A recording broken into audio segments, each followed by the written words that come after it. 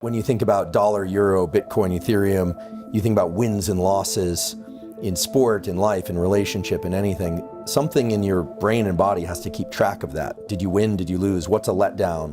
What's a celebration? And I think one of the most important findings in the last few years in neuroscience is that while the molecule dopamine is associated with reward, it's more about motivation and craving.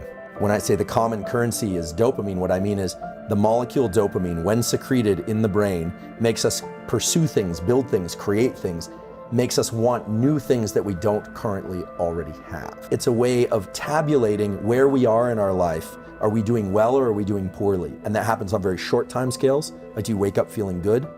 Or do you wake up feeling kind of low? Or on long time scales.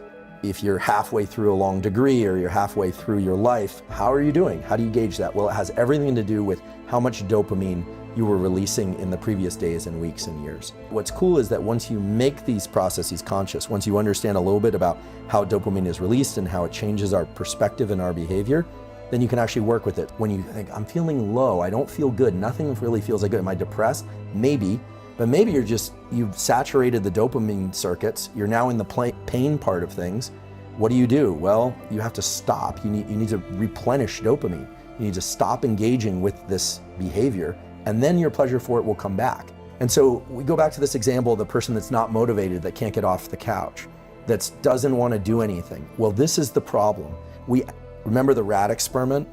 They are effectively the rat with no dopamine, but they can still achieve some sense of pleasure by consuming excess calories, by consuming social media. And look, I'm not judging, I do this stuff too, right? Scrolling social media. If you've ever scrolled social media and you're like, I don't even know why I'm doing this. It doesn't really feel that good. And I can remember a time where you'd see something that was just so cool, or you'd see something online. I remember this when TED Talks first came out. I was like, this is amazing. These are some, at least some of them are really smart people sharing really cool insights.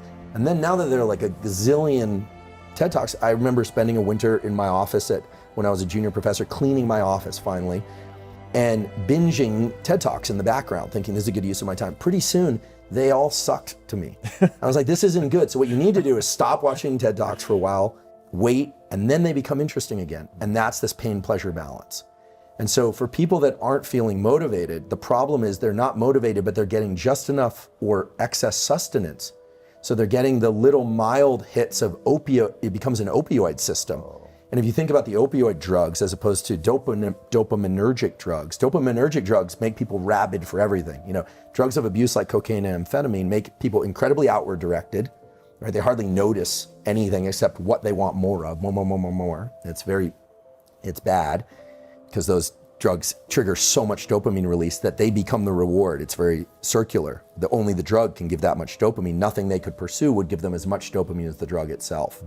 So there's that, and then there's the kind of opioid-like effects of constantly indulging oneself with social media or with video games or with food or with anything, to the point where it no longer evokes the motivation and craving. And this is really the new evolution of the understanding of dopamine in neuroscience, which is that dopamine itself is not the reward.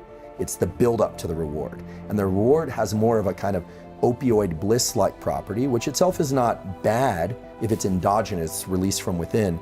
But when we can just sit there like the rat with no dopamine, gorging ourselves with pleasures, so to speak, what you end up with is somebody that feels really unmotivated, and those pleasures no longer work to tickle those feel-good circuits. And so there's no reason for them to go out and pursue anything. And that's a pretty dark picture. So the keys are to pursue rewards, but understand that the pursuit is actually the reward if you want to have repeated wins, okay? The celebration has to be less than the pursuit. And that's hard for some people to do.